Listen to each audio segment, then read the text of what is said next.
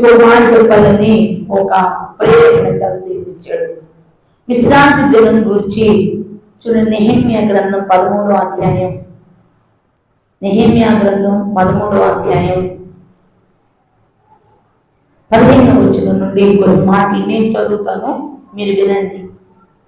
ఆ దినముల్లో యూదులలో కొందరు విశ్రాంతి దినమున ద్రాక్ష పరులను త్రొక్కుటయు, గింజలు తొట్టులో పోయిటయు, గాడిదల మీద గొడుగులు మోయిటయు, ద్రాక్షారసమును ద్రాక్ష పండ్లను అంజూరపు పండ్లను నానా విధములైన గొడుగులను విశ్రాంతి దినమున యెరూషలేములోకి తీసుకుని వచ్చుటయు చూచి ఈ ఆహార వస్తువులను ఆ దినమున అమ్మిన వారికి గద్దించితిని. తూరు దేశస్థులను కాపుడు నుండి యెరూషలేములోను విశ్రాంతి దినముల్లో యూదులకు చేపలు మొదలైన నానావిధ వస్తువులను తెచ్చి అమ్ముచుండేది. అంతగా యూదులు ప్రధానం నేను ఎదురాడి విశ్రాంతిని నిర్లక్ష్య పెట్టి మీరెందుకు ఈ దుష్కార్యము చేయుదురు? మీ పితరులు ఇట్లు చేసి దేవుని యొద్ద నుండి మన మీదకి ఈ పట్టణస్థుల మీద కీడు రప్పింపలేదా? అయితే మీరు విశ్రాంతి దినమును నిర్లక్ష్య పెట్టి ఇశ్రాయేలు మీదకి కోపం మరి అధికముగా రప్పించుతున్నారని చెప్పింది. మరియు విశ్రాంతి దినమునకు ముందు చీకటి పడినప్పుడు యెరూషలేము గుమ్మలను మూసివేయవలననియు విశ్రాంతి దినము గడుచు వరకు వాటిని తీయకూడదనియు నేను ఆజ్ఞాపించితిని.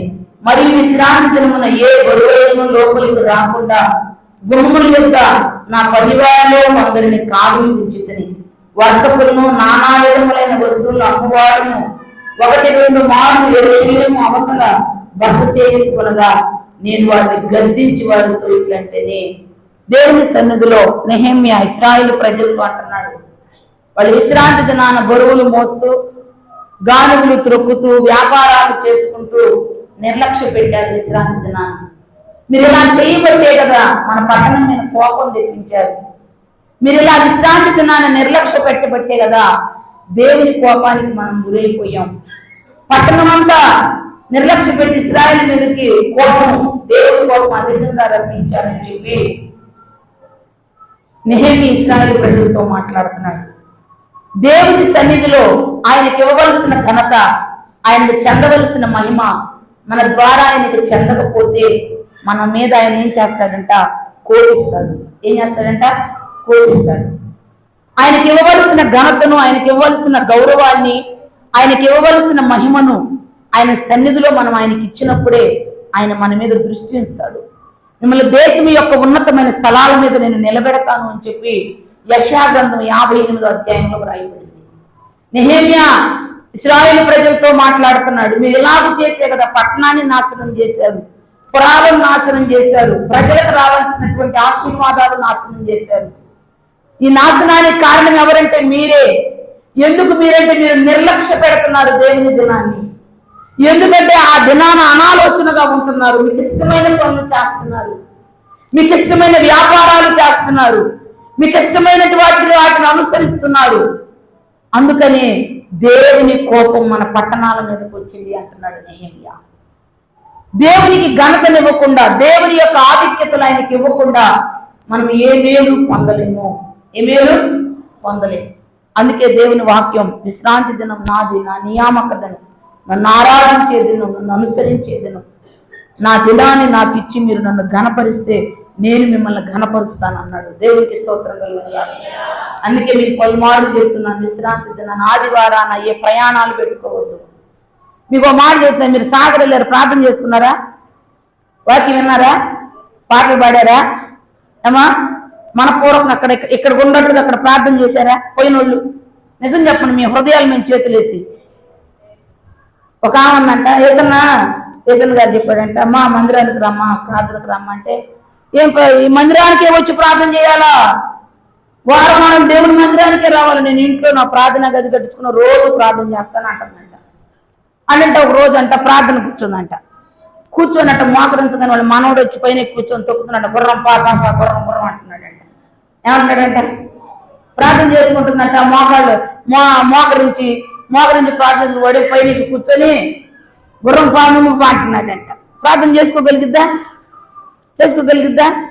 ఆ ప్రార్థన చేసుకుంటే ఈ గుర్రాన్ని దించి కట్టి వాడిని పక్కకు పెట్టి మళ్ళీ ప్రార్థన కూర్చొని ఆయన అంటే మంచిలే అంటున్నాడంట. మంచిగా మళ్ళీ లేచిపోయి మంచిని ఇచ్చిందంట. మంచిని ఇచ్చిపోయి మళ్ళీ కాసేపు కూర్చొని మళ్ళీ ప్రార్థన చేసుకుని కూర్చొని తగ్గే అది ఫ్యాన్ వేసిపో అంటున్నాడంట. మరి ప్రార్థన చేసుకొని కుదిరిద్దా? దేవుని సమాజంతో నిలిచి ఉండాలి. దేవుని ఆరాధించే సమయం, వాక్యం ధ్యానించే సమయం, ప్రార్థించే సమయం, ఇది విశ్రాంతి దినం, ఆయనకు లోబడే సమయం, ఆయన ఆరాధించే సమయం. అది భయభక్తులతోనూ బహు విధేయతలతోనూ ఆయన సన్నిధిని ఆరాధించే విలువైన సమయం. అది ఆ సమయాన్ని అక్కడ దేని కింద మనం ఏం చేయకూడదు, దొంగిలించకూడదు. ఆయనకు ప్రాధాన్యత ఇవ్వాలి, ప్రాముఖ్యత ఇవ్వాలి. దేవుణ్ణి ముఖ్యునిగా చేయాలి, గణుడుగా చేయాలి, దేవుని గొప్ప చేయాలి. అప్పుడే ఆయన మనల్ని గొప్ప చేస్తాడు. దేవునికి స్తోత్రం కలుగునుగాక. విశ్రాంతి దినం దేవుని మందిరానికి వచ్చేటప్పుడు మనం ఎలాంటి కాన్సెప్ట్తో రావాలంటే ఆయన నాతో మాట్లాడాలి, నా భారం అంతా ఆయనకు చెప్పుకోవాలి. గడిచిన వారంలో నా దుఃఖ దినాలు సమాప్తి చేసేదానికి సాక్ష్యం చెప్పాలి, ఆయన సన్నిధిలో ప్రార్థన చేసుకోవాలి. ఇదినో నా కృంగిన జీవితంతో ఆయన నాతో మాట్లాడాలి అని ఆ మనసుతో దేవుని మందిరానికి రావాలి. ఆ మనసుతో వచ్చి దేవుని అనుబంధం మనం పొందుతాం. వచ్చిన కాడించి జడలు ఎట్టుండి, చీర ఎక్కడ దాకా కట్టుకున్నాను, పట్టు మీద కట్టుకున్నాను, గోడు మీద కింద కట్టుకున్నాను, సట్టుకు గుండి పెట్టానా తీసానా?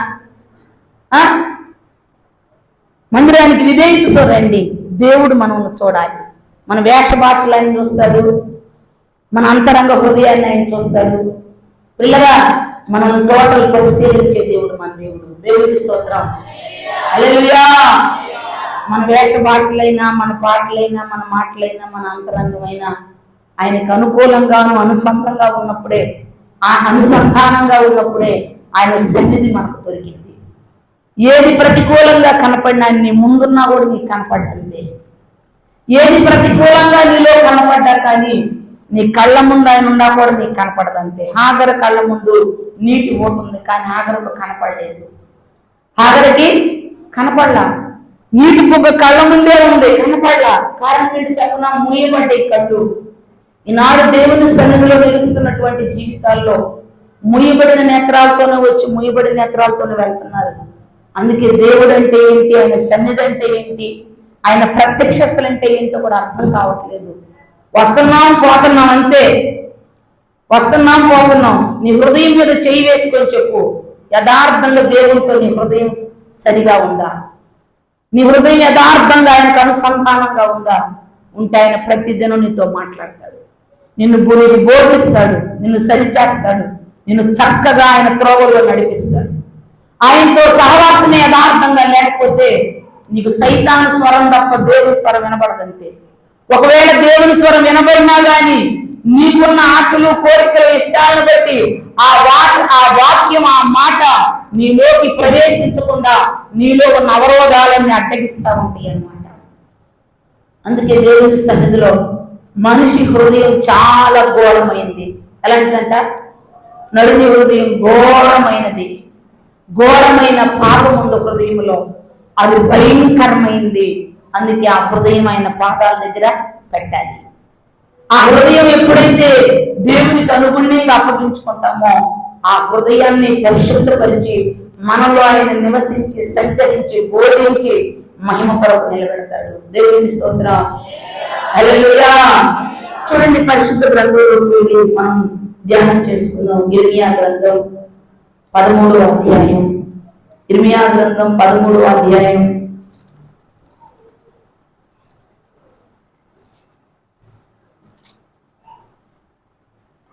15వ వచనం నుండి 17వ వచనం వరకు ధ్యానం చేస్తున్నాం.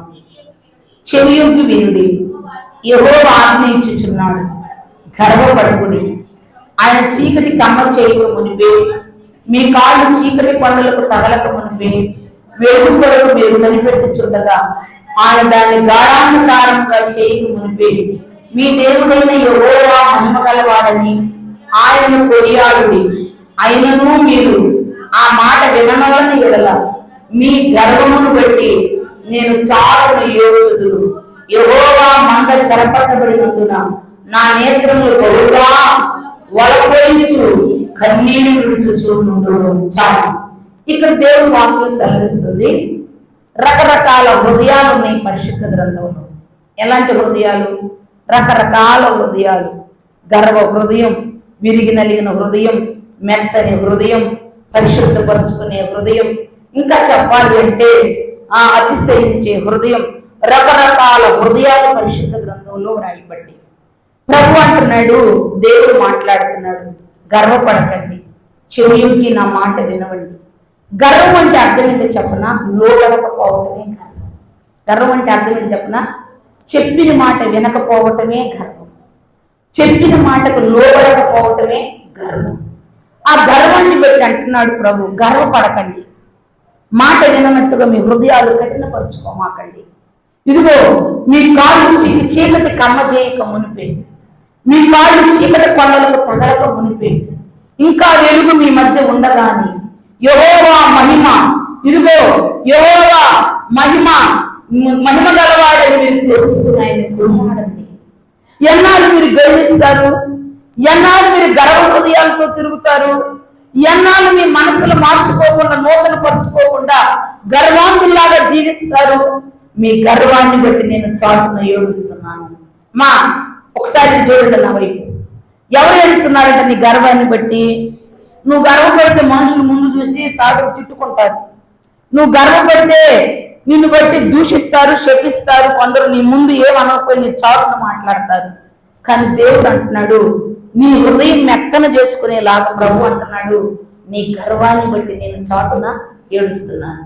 ఎందుకు ఏడుస్తున్నానంటే నా మహిమను మీరు కొనియాడలేకపోతున్నారు, నా మహిమ కొరకు మీరు బ్రతకలేకపోతున్నారు, నా మహిమ కొరకు మీ ప్రవర్తన మార్చుకోలేకపోతున్నారు, నా మహిమ కొరకు మీరు నడవడిని మార్చుకోలేకపోతున్నారు.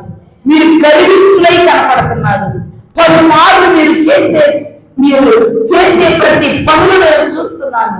మీరు సరి చేసుకొని దిద్దుకొని నూతన పరుచుకుంటారని మీ కొరకు నేను ఎదురు చూస్తున్నాను. కానీ మీరు ఏం చేస్తున్నారు తెలుసా? లోబడకుండా గర్వహృదయులై నా మాటకు మీరు లోబడతలేదు. మీ గర్వాన్ని బట్టి నేను చాటుగా ఏడుస్తున్నాను. గర్వించే వాళ్ళని బట్టి దేవుడు ఏం చేస్తాడు చెప్పండి? గర్వించే వాళ్ళని బట్టి దేవుడు ఏం చేస్తాడు? గర్వం అంటే ఏంటి? సెల్ ఫోన్లన్నీ తీసి బొట్లో వేయండి అని చెప్పాను. వేయకపోతే చెప్పాలి. విశ్రాంతి దినాన దేవుని మందిరాన్ని పోగొట్టుకోవాలండి అని చెప్పాం. దాన్ని పోగొట్టుకుంటే ఏంటి? గర్వం. ఏం జరిగిద్దిలే, ఏమైద్దిలే, ఆళ్ళు చేయట్లేదా, వీళ్ళు చేయట్లేదా అనుకునేదే గర్వం.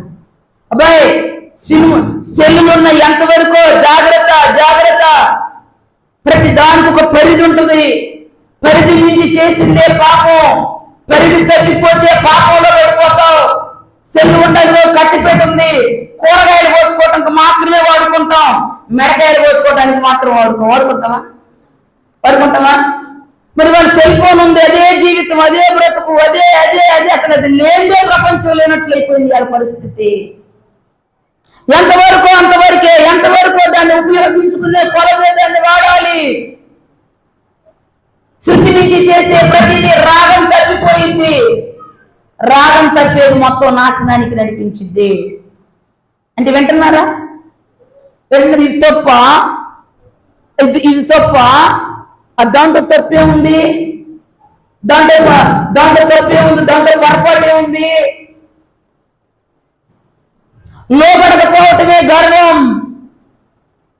మీ కాళ్ళు చీకటి కొండలకు తగలక తలికే, ఇంకా చీకటి మీ మీద కమ్మక తలికే, మీ దేవుడైన యెహోవా నామాన్ని మీరు మహిమపరిస్తే మీకు మేలు. మీరు ఇంకా మీ మనసులు మార్చుకోకుండా, మీ స్వభావాలు మార్చుకోకుండా, మీ వైఖరులు మార్చుకోకుండా, మీ నడకలు మార్చుకోకుండా ఏ స్వభావాలతో నా మందిరానికి మీరు వస్తున్నారు, మీ గర్వాన్ని బట్టి నేను ఏడుస్తున్నాను. గర్వించే వాళ్ళని బట్టి దేవుడు ఏం చేస్తాడు చెప్పాలి? చాలా మంది ప్రేమగా చెప్పినా కూడా గర్వంగా సమాధానం చెప్తారు. ప్రేమగా మాట్లాడుతున్నప్పుడు అహంకారంతో సమాధానం చెప్తూ ఉంటారు. కానీ వారిని ఎవరు చూస్తారంట చెప్పాలి? ఎవరు చూస్తారు? దేవుడు చూస్తున్నాడు. ఒకటి గర్వాన్ని బట్టి దేవుడు ఏడుస్తాడు. రెండవ మాట మనం చూస్తే ఆదికాండం 11వ అధ్యాయం 4వ వచనం. ఆదికాండం 11వ అధ్యాయం 4వ వచనం. నిమ్రోదు గర్భం. నిమ్రోదు ఏం చేశాడంటే ఆకాశం నుండి శిఖరాన్ని కడదాం రండి అన్నాడు. ఆదికాండం 11వ అధ్యాయంలోకి వచ్చేసరికి దేవుడు అంటే నరులను చూద్దామని దిగొచ్చాడంట. అయ్యా మీకు చాలాసార్లు చెప్తాను, మన దేవుడు దిగి వచ్చే దేవుడు. అమ్మా నువ్వు అనుకుంటున్నావు దేవుడు నన్ను చూడలేదులే, పాస్టర్ గారు నన్ను చూశాడు, పాస్టర్ గారు పాస్టర్ గారికి నా మీద చెప్పారు, అందుకే ఇలా నేనేం చేశాను, నేను ఎక్కడికి వెళ్ళాను, పాస్టర్ గారు అదే చెప్పాడంటే కారణం ఏంటంటే పాస్టర్ గారికి నా మీద ఎవరో చెప్పారు అంటారు. మీరు అదే అనుకునేది. నేను విజయవాడ ప్రార్థనకి వెళ్తే దేవరాజయ్య గారు నాతోనే మాట్లాడాడు. దేవరాజయ్య గారికి మీరు ఎవరైనా పోయి చెప్పొచ్చారు నా మీద? ఎవరైనా చెప్పొచ్చారా? ఆయన ముఖం మాకు తెలియదుగా అంటారు మీరు. ఆత్మదేవుడు మాట్లాడేది. ఎందుకు మాట్లాడతావు తెలుసా? నీకు కాని రాకుండా నీ మధ్య ఆయన సంచరిస్తాడు. నువ్వేం చేస్తున్నావో, ఏమి మాట్లాడుతున్నావో, ఎలా నడుస్తున్నావో, ఎలా జీవిస్తున్నావో నిన్ను పరిశీలించి పరీక్షించి చూసేది ఎవరో చెప్పనా? దేవుడే. దేవునికి స్తోత్రం చెప్పు. నీ బలహీనతైనా బలమైన, నీ పరిశుద్ధతైన అపవిత్రతైన, నీ దుష్టత్వమైన దుష్కార్యమైన నిన్ను చూసే దేవునికే తెలుసు, ఇంకెవరికి తెలియదు. నేను చూసి నీ చర్యలు మార్చుకోవడం కోసమే నీ గురించి ఆయన మాట్లాడతాడు. నేనైనా నువ్వైనా ఎవరైనా వాక్యమనే అర్థంలో మనం సరి చేసుకొని మన మలిన మనుషులు కడుక్కుంటేనే తప్ప ఆ అర్థాన్ని బగలగొట్టామనుకో, ఆ అర్థాన్ని బగలగొడితే ఉపయోగం ఏమీ ఉండదు. కనుక వాక్యం ఎలాంటిదంటే అర్థం లాంటిది. ఆ అర్థం మనం ఏం చేసిద్ది? ఆరాధ్య మూర్తి గారి అర్థం ముడికిని చూపించింది కానీ కడగదంట. కడుక్కునేది ఎవరు? పొద్దున్నే లేచి అర్థం కాడికి వెళ్ళావు, జొల్లేడు దాకా గారిపోయింది, కళ్ళల్లో పూసి తట్టలు కట్టుంది. దాన్ని అర్థంలో చూసుకున్నావు. చూసుకోమని ఏమనిపించింది నీకు? చాలా బాగుందని అనుకుంటావా? చాలా శుభ్రంగా ఉన్నా అనుకుంటావా? అర్థమా నా జొల్లు నా పుసి చూపి నన్ను కడుకంటే కడిగిద్ది అర్థము? కడగరే చూపించాను, ఎవరు పోయి కడుక్కోపో. ఏం చేయాలి? నిన్ను చూపించింది అర్థం అంతే. నువ్వేం చేయాలి? కడుక్కోవాలి, శుభ్రం చేసుకోవాలి, సరి చేసుకోవాలి. మరలా అర్థం దగ్గరకు వచ్చి ఏం చేయాలి? ముఖమంతా శుభ్రం చేసుకొని పోయినయాలేవని చూసుకుంటావా? చూసుకోవా? అలాగే దేవుని ఎదుటికి వచ్చినప్పుడు మనల్ని మనం చూసుకోవాలి. దేవుని ఎదుటికి మనం వచ్చినప్పుడు ఊరకొచ్చి పోయినట్టుగా వెళ్ళకూడదు. ఆయన ఎద్దుకు వచ్చినప్పుడు మనలో ఏమున్నాయో లోపాలు చూసుకుని సరి చేసుకునేవాడే ఆయనకి ఇష్టడు. దేవుడికి స్తోత్రం కలుగునుగాక. వీళ్ళు ఏం చేశారంటే ఆకాశం నుండి శిఖరాన్ని కట్టారు.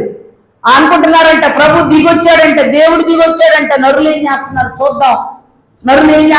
చూద్దాం దిగొచ్చి తెలిపి వీళ్ళందరూ బాయ్ నిమ్రోదు చెబుతున్నాడంట. ప్రజలందరూ సమకూర్చి చెప్తున్నాడంట, అందరూ పురం కడదాం, ఆకాశంలో శిఖరములు అంటూ శిఖరాన్ని కడదాం, అందరూ అరుకులు దొక్కి ఇటుకలు చేసి మట్టి బదులు కీలు తయారు చేసి ఇదిగో మనం గోపురం కడదాం అనుకుంటున్నారంట. దేవుడు దిగొచ్చి తెలిపి వాళ్ళ ఆలోచనలు ఎలా ఉన్నాయో తెలుసా? ఇంకా దేవుడు లేడు, ఏమి లేదు, మేమే దేవుడు, మాకే తెలివి ఉంది, మాకే జ్ఞానం ఉంది, మా తెలివి గొప్పది, మా జ్ఞానం గొప్పది, మేమేదైనా చేయగలం అన్నట్లుగా ఆ పురం కట్టే విషయంలోనంట ఒకరినొకరు పురమాయించుకుంటున్నారు. దేవుడు వాళ్ళని చూడగానే వాళ్ళ ఆలోచనలు ఆయనకి చెడ్డగా కనపడ్డాయి అంట. ఎలా కనపడ్డాయి?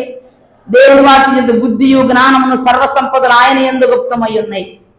వీళ్ళు దేవుడు అక్కర్లేదు, ఈనాడు మనుషులకు దేవుడు అక్కర్లేదు, నేనే జ్ఞానవంతుడిని, నేనే తెలివి కలిగిన వాడిని, నేను అలా చేస్తా ఇలా చేస్తా, చివరికి వచ్చి తెలివి ఏమి లేకుండా పోతాడంతే. నరుని కష్టం యెహోవా ఆశీర్వదించిన యెడల వాడు గొప్ప చేయబడడు. అనమా నరుని కష్టాన్ని దేవుడు ఆశీర్వదించకపోతే నరుడు చేసే ప్రయాసకైనా కష్టానికైనా ఏ విధమైన ప్రతిఫలం పొందలేడు. దేవుని సన్నిధిలో వీళ్ళు ఆలోచన చేస్తూ ఉన్నారు. దేవుడు దిగొచ్చాడు. దేవుడు దిగొచ్చి ఒక మాట ఆయన ఆలోచన చేసుకున్న వీళ్ళకి ఎంత జ్ఞానం ఉంది, వీళ్ళ హృదయాల్లో ఎంత గర్వం ఉంది. దేవుని లక్ష్య పెట్టకుండా, దేవునికి లోబడకుండా, భూమి ఆకాశాలు సృజించిన దేవునికి భయపడకుండా వాళ్ళ జ్ఞానాన్ని, వాళ్ళ బలాన్ని, వాళ్ళ తెలివితేటల్ని తో గర్విస్తూ ఉన్నారని చెప్పి ఆయన అంటే వాళ్ళ భాషలన్నీ తారుమారు చేశాడంట. దేవునికి స్తోత్రం, హల్లెలూయా. వాళ్ళ భాషలన్నీ ఏం చేశాడంట? తారుమారు చేశాడంట. ఒకళ్ళ భాష ఒకళ్ళకి అర్థం కావట్లా. ఒకడు మట్టి దమ్మంటే ఇంకోటి బొచ్చ చేస్తున్నాడంట, ఒకడు సుత్తి దమ్మంటే ఇంకొకటి ఏం చేస్తున్నాడు? సగపాటు చేస్తున్నాడంట. ఒకరికొకరికి అర్థం కాకుండా వాళ్ళు కొట్టాలి అనుకున్న పురాలన్నీ ఆగిపోయిందంట. బాబేలు ఆగిపోయింది. బాబేలు అంటే అక్కడ తారు మారు. దేవుడికి స్తోత్రం వెలుగులైపోయినాయి అంతే. దేవుడు లేకుండా, ఆయన కృప లేకుండా, ఆయన సహాయం లేకుండా నువ్వు చేసే ప్రయత్నాలు, నువ్వు యోచించి ఆలోచనలు, నువ్వు చేయాలనుకున్న వాళ్ళన్నిటినీ ఆయన ఏం చేస్తాడు తెలుసా? తారుమారు చేస్తాడు. జాగ్రత్త, తారుమారు అయిపోతాయి. జాగ్రత్త. చాలాసార్లు అనుకుంటాం, దేవా ఏంటయ్యా నా జీవితంలో నేను ఎన్నో ఆశయాలు కలిగి ఉన్నాను, ఆలోచనలు కలిగి ఉన్నాను, నేను అలా అవ్వాలి ఎవరు అవ్వాలనుకున్నాను, కానీ అన్ని తారుమారు అయిపోయినాయి అంటాం. కారణం ఏంటి చెప్పనా? తారుమారు అయిపోవటానికి కారణం ఏంటి తెలుసా? అక్కడ దేవుడు లేదని అర్థం. దేవుని స్వయం లేదు, దేవుని ప్రణయం లేదు, దేవుని చిత్తం లేదు, దేవుని ఆజ్ఞ లేదు, దేవుని అధికారం లేదు. దేవుని అధికారం, దేవుని చిత్తం, దేవుని ఇష్టం ఎక్కడ ఉండదో అక్కడ తారుమారైపోతుంది అంతే.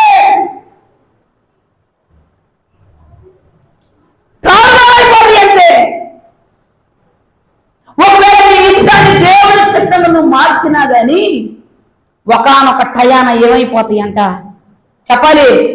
తారుమారైపోతాయి. అందుకే ఆయనకు భయపడాలి, ప్రతి విషయంలో ఆయనకు లోబడాలి. నీ జీవిత యానంలో ఆయనకు చోటు ఇవ్వకుండా నీ సొంత జ్ఞానంతో తెలివితో ఏ పని చేయడానికి వీలు లేదు. దేవునికి స్తోత్రం.